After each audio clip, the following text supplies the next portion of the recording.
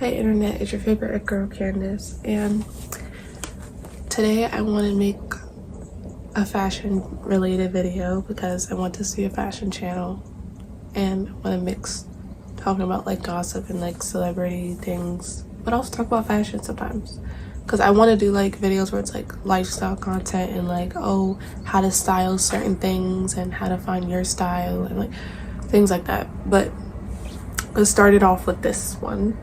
You guys let me know what type of videos you want to see from me though in general. But so I want to talk about something because I saw this video that was just uploaded like yesterday, and I don't know the name of the YouTuber, but she was talking about how all the models for Fashion Week all the black models are, their head is shaved or they're bald, like literally bald. And you know, it got me thinking because I'm a black designer in New York.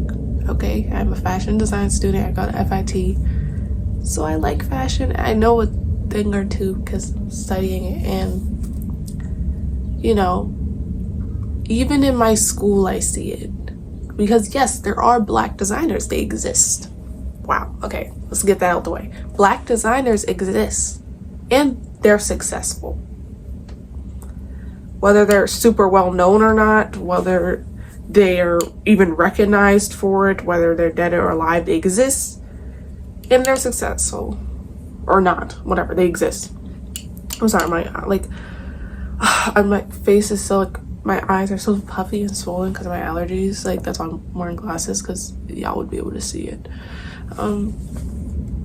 They exist, but it's so like, you think it was still like the 90s or like the 80s, like with the way black people are treated in the fashion industry. Like there's not like violence and like people saying slurs, like there's none of that. Like none of that is happening. Things are definitely way better in the fashion industry now. Not that I knew what it was like before, but because I'm here and I've heard stories about what it was like before, I'm like, okay, then you know, we have DEI, like things are a little better. I don't know if we'll have that anymore, but whatever. But even now, I go to FIT and I walk into the classroom and there's one other black.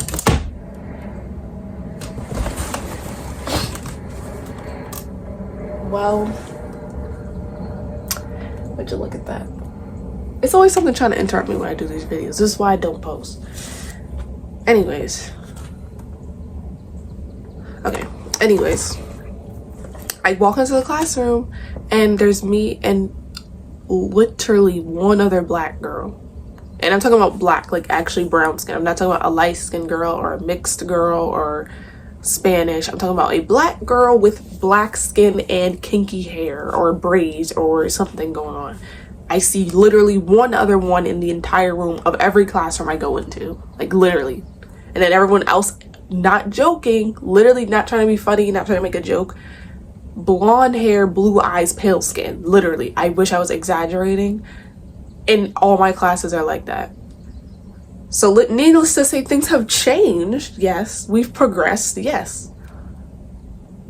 Are we where we should be? It's 2025. Like, I'm not trying to be like one of those woke people, but it is 2025. The fashion industry has been out since like the beginning of time. Like literally since the beginning of time. Maybe it's different in other places. Maybe it's just New York.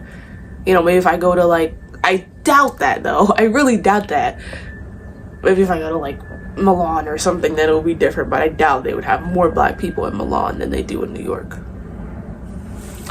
And so in the video, the girl was talking about how most of the black models' hair is shaved or like they're literally bald. And you know, I was watching some of the runways just to stay like updated and like for my own collection stuff that I'm designing. And Anouk Yai, one of my favorite black models, was completely bald. Like not shaved, like with a little curl, bald, shiny, smooth skin, like bald, literally bald. I'm like, yo, what the fuck is happening here? And she's a beautiful girl. Beautiful. She looks great bald. You know, a lot of people can't pull off the bald, you know. But she was literally bald. So I'm like, what the fuck is happening here? they couldn't do her hair. Like, I don't see any, like, of the white models with their hair bald. Like, is that part of the, because I'm saying, because usually they like to give all the models the same hairstyle. They, you know, like similar hairstyles. Like, if one model has a pixie cut, they all have it. Or they all have two ponytails, they all have two ponytails. They don't usually have all the models wear totally different hairstyles. But somehow, for some reason, Inoki, and she's a supermodel. She's not a regular model. A supermodel gets a lot of shows. So she gets paid. So I'm like, why the fuck did they shave her head? They had no one to do her hair? Because at this point, the big ones at least have no excuse. They have no excuse. You know, a Gucci, a Balmain. You have no excuse to have a Nokia, one of the top supermodels, to have her head bald. I could understand if it was a part of the collection or the look, but no one else is bald to the skin. No one else was bald to the skin but her. And the other black models were just had their head shaved. All of them had their head shaved. Because when I first saw it, I was like, oh, it's kind of a chic look.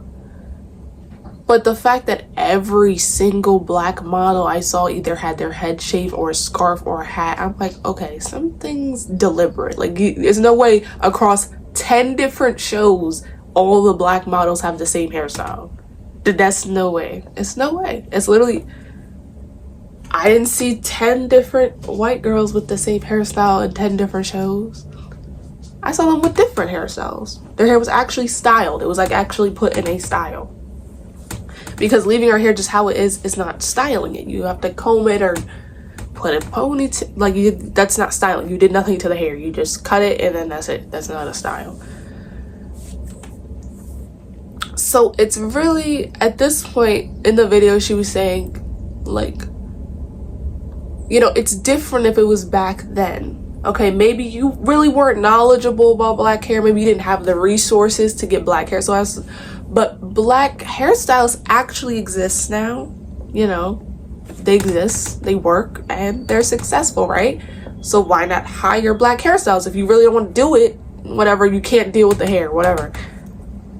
Hire a black hairstylist. Let's problem solve. Let's use critical thinking here. And she was saying, but it's been like decades of this. And like Naomi Campbell, I don't know her situation with her hair, but I'm assuming that she just got like extensions or weave herself and just sewed it in so that she wouldn't have to come bald, because she never was bald ever. So she had to be doing her own hair, or like they made her straighten her hair. Something happened like that. She had to have told them what to do. There's no way that they had stylists back then, because again, most of the time it would only be Naomi Campbell as the only black model. Like, so yeah, so it's like, this is a deliberate offense that you're making. Because okay, maybe like one season we have the black models with their head shaved, but every season for like the past 10 years, that's deliberate. There's no like, and again, why I said Gucci and like Balmain or like a Louis Vuitton or I don't know why I'm blanking, Yves Saint Laurent. You have no excuse. You have money, okay? You have money. You have money, bro. You have money to hire black hairstylists, to have stylists be educated on black models' hair. Because it's not that you don't want to hire them, because you're hiring black models. So that's not the issue. The diversity part is not the issue. Well, it still is kind of the issue. We should definitely have more black models, but we're in a good place right now. Okay, I see black models on the runway. I'm not sitting there like, I see like 10 white girls. I mean, I'm sure they're not just only white, but they're not black. So whatever. And you know, you have the money and the resources and the time, because these collections, I'm learning how to be a designer. I'm learning how to be a designer. So I'm going to have my own fashion house one day. So you're having the time to do this. Like, I'm a student, so I have like a week or 2 weeks. You have all the time in the world, especially a couture house. Couture, you have all the time. You have all the time to be prepared. There's literally zero excuse. So the last thing I want to say before I end this video is, what was I gonna say? I had a really good point and then I forgot because I got wrapped up in the time part. Wait a second. I don't know. It just gives very much dehumanizing when you make us all have to look the same. And they're not all the same now. All of them are African, not all of them are from the same, like they're not the same thing. And okay, I'll end the video off with this. This is the point I meant to make. There's also a dissonance within the Black community where I don't think Black people from other places outside of America understand anti-Blackness in the way Black Americans do. I'm a Black American. I grew up in America, you know. I'm Puerto Rican Guyanese. I don't know shit about Guyana or Puerto Rico. I just visited Puerto Rico 2 years ago, my first time. So all I've known is America and American culture. I'm American.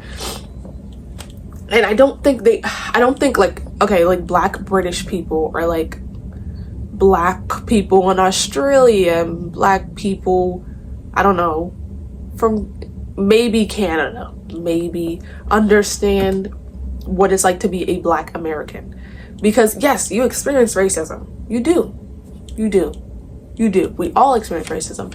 But this is not like a competition, but not in the same way Black Americans experience it, because that is where the shit was happening. Black America is where slavery was happening, and also the Caribbean. That is where all that shit, all the history and shit you learned about how Black people even got to being like at the bottom of the food chain, that's where all the shit happened. So yes, racism is different in other countries. It's maybe more smaller or not really noticeable, or I don't even think about race because over here that doesn't really happen. Yes, but you know, have you ever thought that like different people experience different things? So if I'm saying this is how my experience is, and I'm just sharing my experience and not even looking for validation, I'm just literally sharing my experience because I want to speak my truth. And then you're invalidating me by saying, well, it's not that bad over here where I live in this country. You're fucked up, because that's you can experience something different, I can experience something different, and we can talk about that. And it's actually interesting because I've never known a life where I'm not having to think about race every second of the day. Not that I think about it every second of the day, but I'll go about my day and then something will happen and I'll brush it off because I'm living my life, and then I'll think about it when I see someone else share their experience. I'm like, that's kind of similar to what happened to me.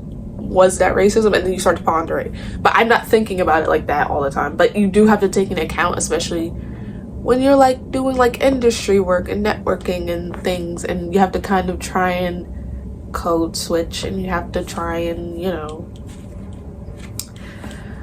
But yeah, Black Americans are the ones who can talk about Black American experiences because we are Black Americans. Like literally, that's literally it. Like you can talk about it obviously, but you can't sit here and say I'm not going through that or this didn't happen to me. You can't. That's literally doesn't make sense. So that's it for this video. I have to catch a train, and I love you guys, and I'll see you in the next video. Bye.